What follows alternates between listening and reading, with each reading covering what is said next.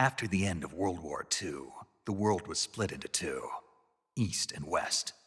This marked the beginning of the era called the Cold War.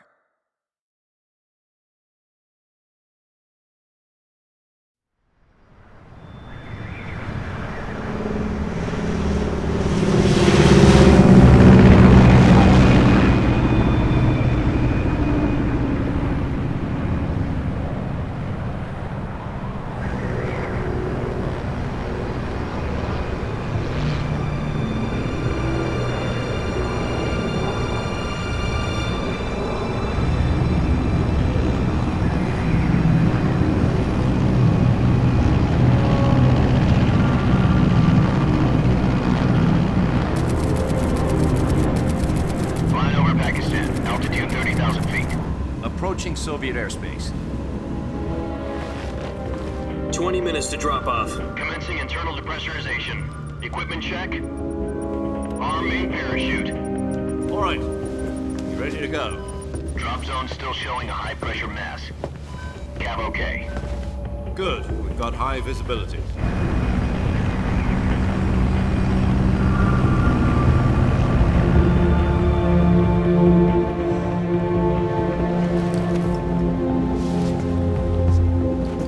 Put out that cigar. Connecting oxygen hose to interior connector. Put on your mask.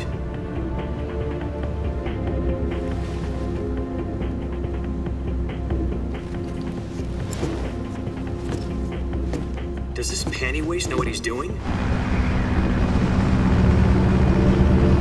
Approaching release point. 10 minutes to drop off. Hey, are you deaf? He said put out the cigar and put on your mask.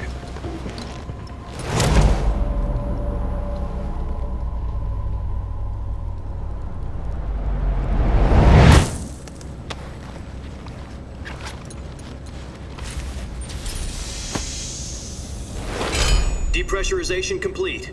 Checking oxygen supply. 6 minutes to drop off. Opening rear hatch.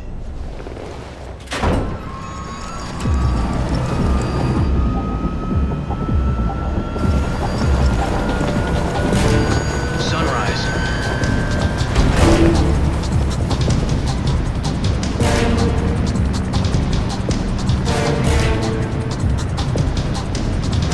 External temperature minus 46 degrees Celsius. 2 minutes to drop off. Stand up. You'll be falling at 130 miles per hour. Try not to get frostbite from the wind chill. 1 minute to drop off. Move to the rear. Activate bailout bottle. This is one for the history books. The world's first halo jump. 10 seconds to drop off. Stand by. Status okay. All green. Prepare for drop-off. Countdown. 5, 4, 3, 2, 1. Spread your wings And fly. God be with you.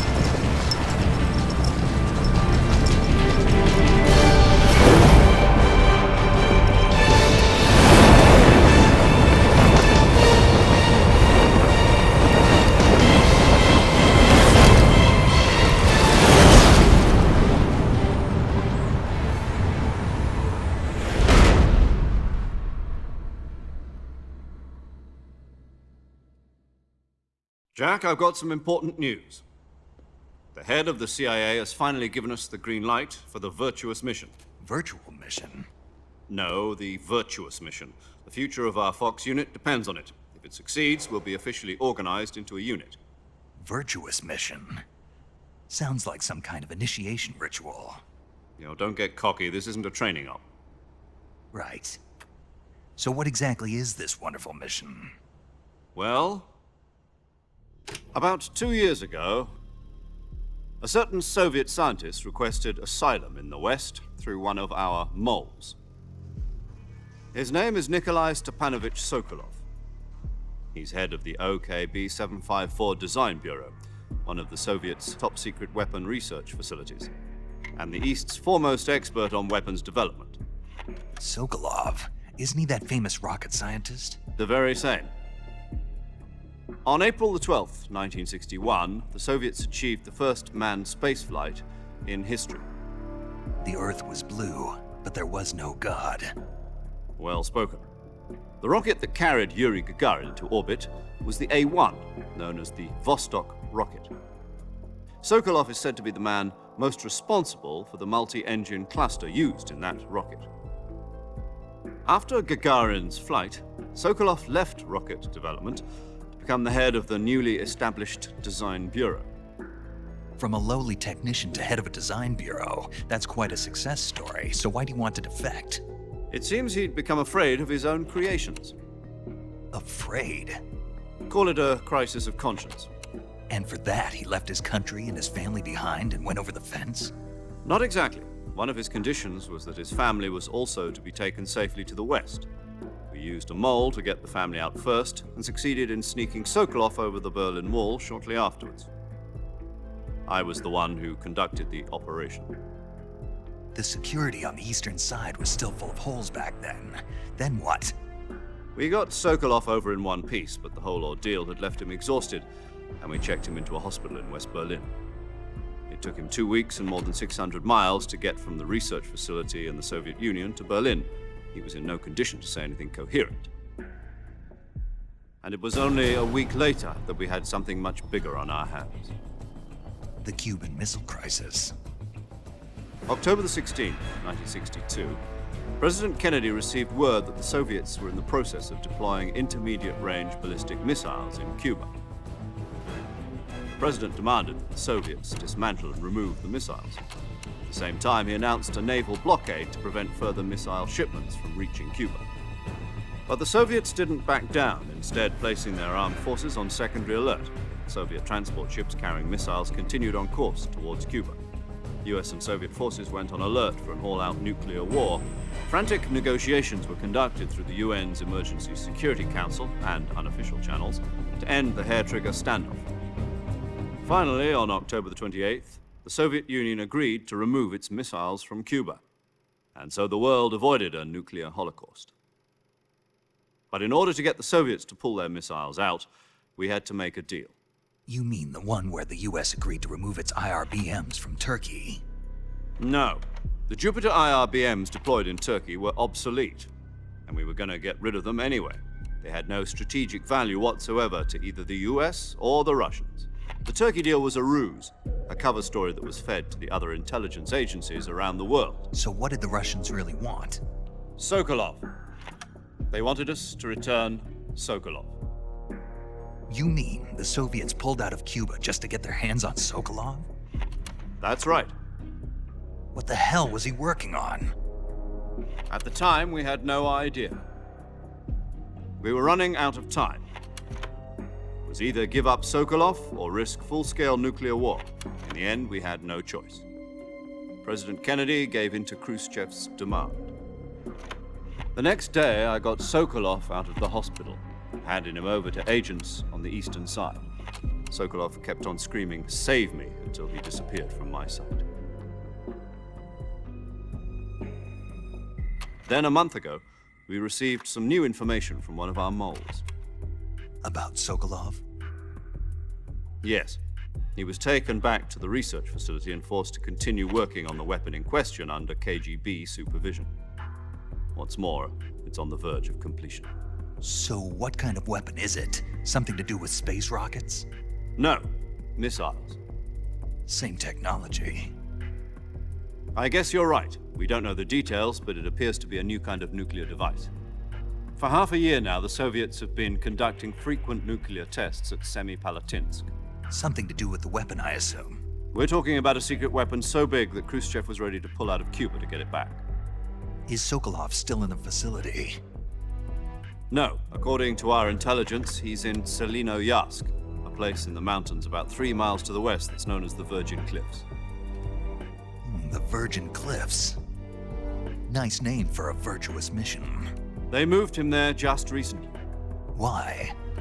Apparently, they're conducting a field test of the weapon, but it's our best chance to get him back.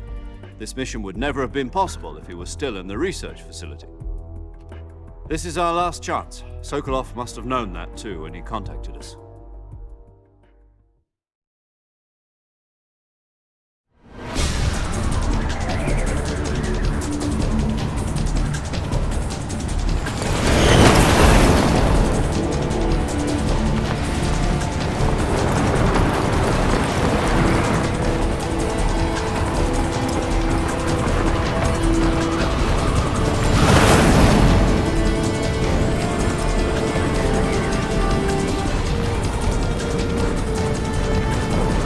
Listen up, Jack. Your mission is to infiltrate Selino-Yarsk in the Soviet mountains, ensure the safety of Sokolov, and bring him back to the west.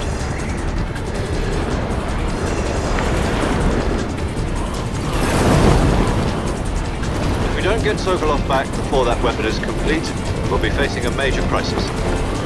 The clock is ticking.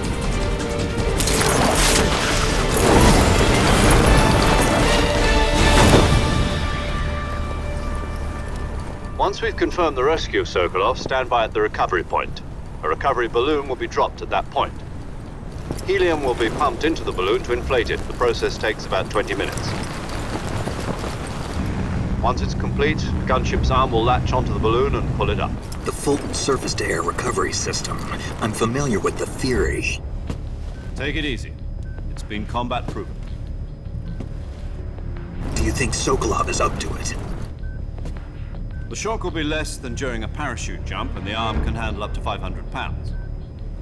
So you're planning on going over the border in a single combat Talon? She's equipped with two 6-barrel 20mm Vulcan cannons, as well as two 40mm machine guns. Sounds like she could hold her own against a battalion of tanks. Even with the fuel in the reserve tank, we're facing a 4-hour time limit. If all goes well, it shouldn't take more than a few hours. Home in time for dinner. But if anything goes wrong, you'll be eating dinner, breakfast, and all the rest of your meals in the jungle.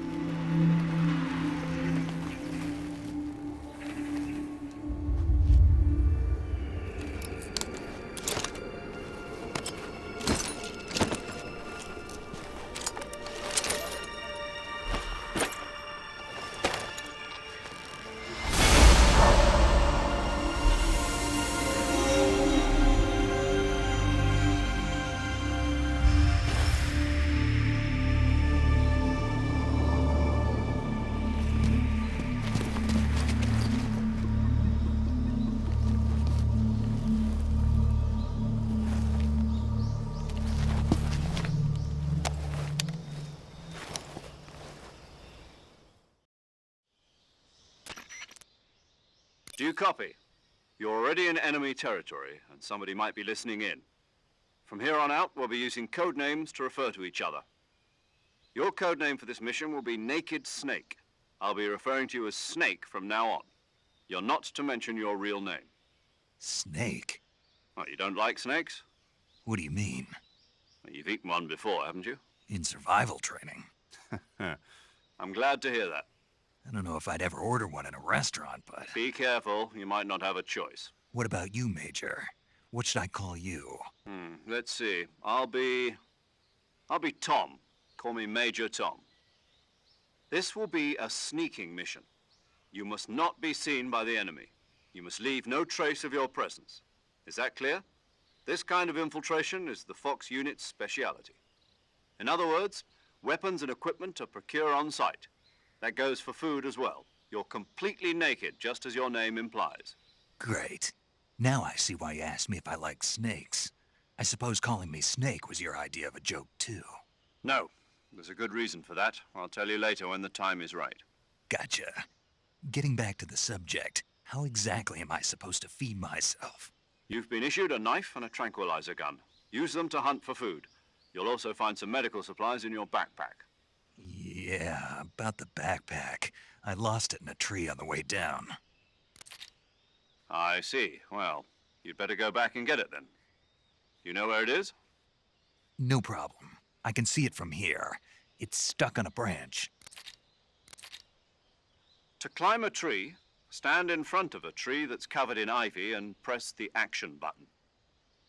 I'll be monitoring your progress over the radio.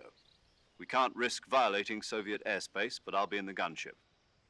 My frequency is 140.85. I'll give you a call if I need to talk to you.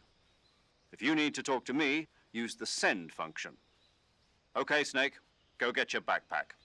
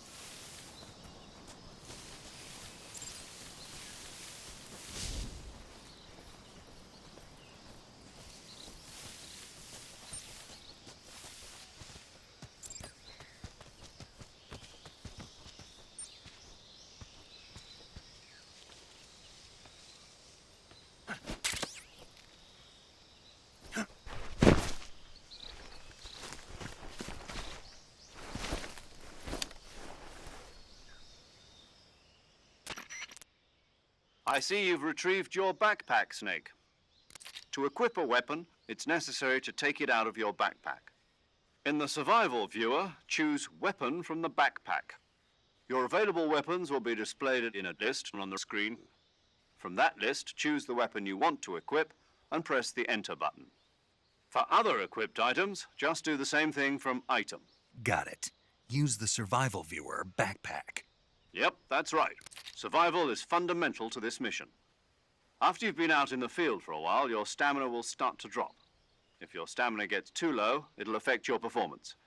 You won't be able to shoot accurately, for example, and your wounds won't heal as smoothly. Keep an eye on your stamina so you don't run out. To recover lost stamina, you can hunt for local flora and fauna. You can use either your tranquilizer gun or your knife to hunt. My only weapon is a Mark 22 Hush Puppy tranquilizer gun? That's right. It's been fitted with its own suppressor. However, the suppressor will deteriorate every time you fire.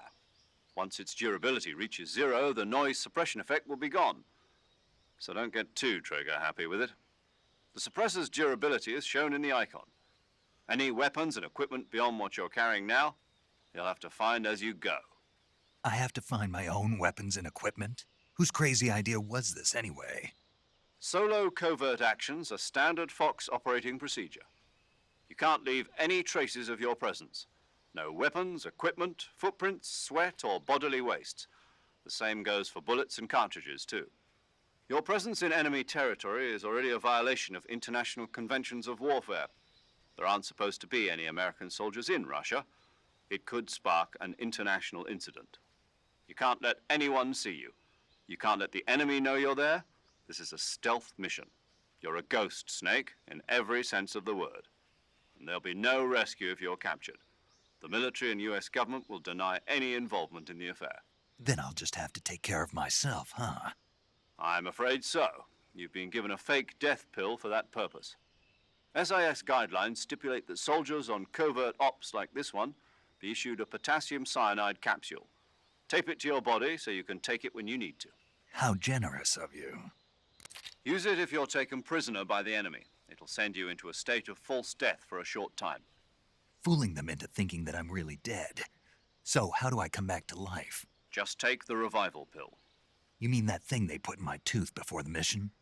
That's the one. But be careful. If you remain in a state of false death for too long, nothing will be able to bring you back. Remember that. I'll keep it in mind. You said this was a solo mission, right? Right. I guess that means I can't count on any reinforcements. Correct. The mission rests entirely in your hands. A real one-man army. Relax. There's a support team ready to back you up over the radio. Who? I'll introduce them to you. This time, survival is of utmost importance. The first member of the support team will be in charge of monitoring your physical condition, acting as a medic, so to speak, as well as recording your mission data. She's a member of Fox as well, and she's here on the gunship with me. She? Hello, Snake. I'm paramedic. Nice to meet you. Paramedic. As in a medic who comes in by parachute. Aren't you going to tell me your real name? Are you going to tell me yours, Mr. Snake? My name, huh? It's John Doe. And they call you Jack for short. You're a regular Captain Nemo. A name means nothing on the battlefield. After a week, no one has a name. What's your name? Jane Doe. Very funny. I wasn't joking, but I'll tell you my name only if you manage to make it back alive. My frequency is 145.73. She's also in charge of recording your mission data.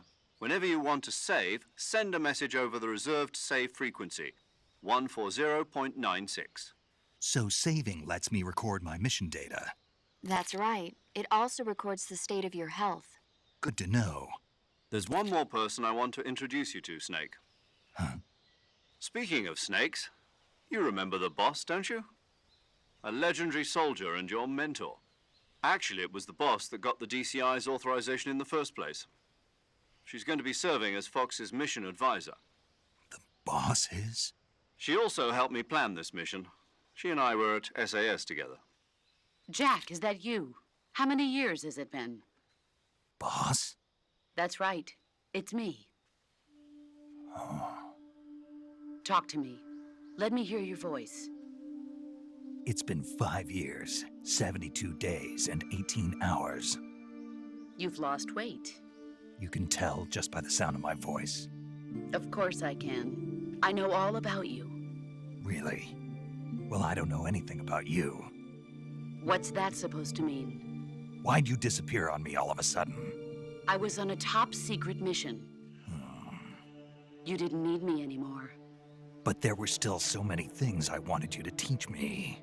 No, I taught you everything you needed to know about fighting techniques. I taught you all I could. The rest you needed to learn on your own. Techniques, sure. But what about how to think like a soldier? How to think like a soldier? I can't teach you that. A soldier needs to be strong in spirit, body, and technique. And the only thing you can learn from someone else is technique. In fact, technique doesn't even matter.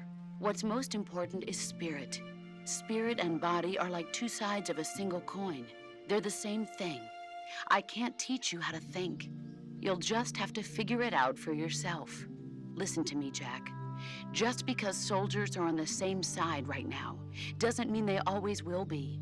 Having personal feelings about your comrades is one of the worst sins you can commit. Politics determine who you face on the battlefield. And politics are a living thing. They change along with the times. Yesterday's good might be tomorrow's evil. Is that why you abandoned me? No, it had nothing to do with you. I already told you, Jack. I was on a top secret mission. A soldier has to follow whatever orders he's given. It's not his place to question why. But you're looking for a reason to fight. You're a natural-born fighter, but you're not quite a soldier. A soldier is a political tool, nothing more. That's doubly true if he's a career soldier. Right and wrong have no place in his mission. He has no enemies and no friends. Only the mission. You follow the orders you're given. That's what being a soldier is. I do whatever I have to get the job done. I don't think about politics. That's not the same thing. Sooner or later, your conscience is going to bother you. In the end, you have to choose whether you're going to live as a soldier or just another man with a gun. There's a saying in the Orient, loyalty to the end. Do you know what it means? Being patriotic. It means devoting yourself to your country. I follow the president and the top brass. I'm ready to die for them if necessary. The president and the top brass won't be there forever. Once their terms are up, others will take their place. I follow the will of the leader, no matter who's in charge. People aren't the ones who dictate the missions. Then who does? The times. People's values change over time, and so do the leaders of a country. So there's no such thing as an enemy in absolute terms. The enemies we fight are only enemies in relative terms, constantly changing with the times. As long as we have loyalty to the end, there's no point in believing in anything, even in those we love. And that's the way a soldier's supposed to think. The only thing we can believe in with absolute certainty is the mission, Jack. All right, but do me a favor. What is it? Call me Snake. Snake. Oh, right. Your code name is Snake. It suits you well. That's right. The legendary unit that the boss put together during World War II was a snake. The Cobra unit, a group of heroes that brought the war to an end and saved the world. As long as you've got a legendary hero backing you up, you'll be fine. Isn't that right, Snake? Yeah, I can't think of anyone else I'd rather have with me. Oh, and one more thing, boss. Yes? It's good to hear your voice again. Same here. After all, who knows if either of us will make it out alive? Snake, you are always best at urban warfare and infiltrating buildings. But this is the jungle. Survival is going to be key. Those CQC techniques I taught you are sure to come in handy. CQC? Close quarters combat, huh? I've been in the Green Berets for the past few years. I'm probably pretty rusty. Not to worry. I'll be here to help you remember. After all, this is your first actual survival mission. I'll be supporting you over the radio. Where are you, boss? Next to the Major? The boss is communicating with us by radio from aboard a Permit-class submarine in the Arctic Ocean. My frequency is 141.80. Call me if you need my advice on battle techniques. Gotcha. Your mission is to retrieve Dr. Sokolov.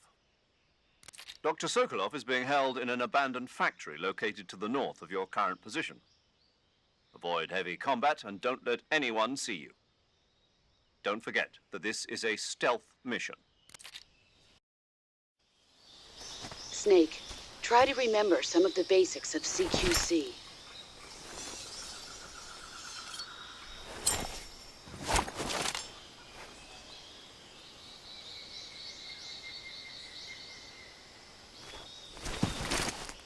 Commencing virtuous mission now.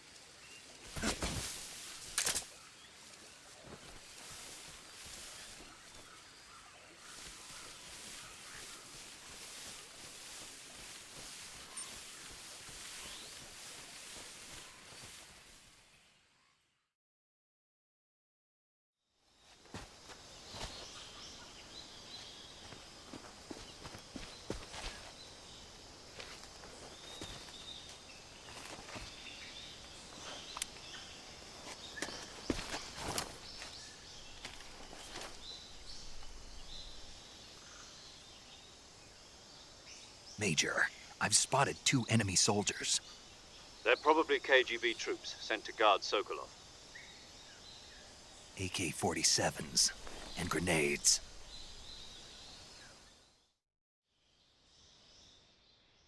Snake, your presence in Soviet territory is already a violation of international law. We can't let the Kremlin find out that the CIA and the American government are involved. Contact with the enemy is strictly prohibited. Don't engage them in battle either. This is a stealth mission. Got that? The Major is right. The point of this mission is to sneak through the jungle without being seen.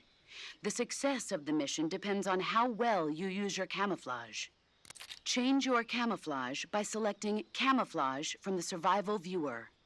The Uniform option lets you pick your uniform, while the Face option lets you change your face paint. Choosing camouflage that blends in with your surroundings will help you conceal yourself more effectively. Also, don't forget that anything that moves will stand out in the jungle. If you just stand up and run around like an idiot, you're bound to be spotted.